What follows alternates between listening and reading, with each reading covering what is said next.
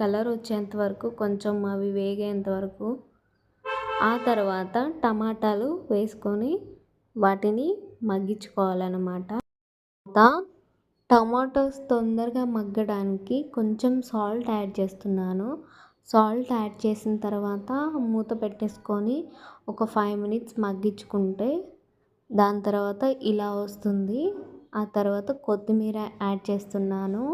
మన పచ్చళ్ళ స్పెషాలిటీ ఇదే కదా, కొత్తిమీర అండ్ టమాటా పచ్చడి కాబట్టి కొత్తిమీర కొంచెం ఎక్కువే తీసుకోండి.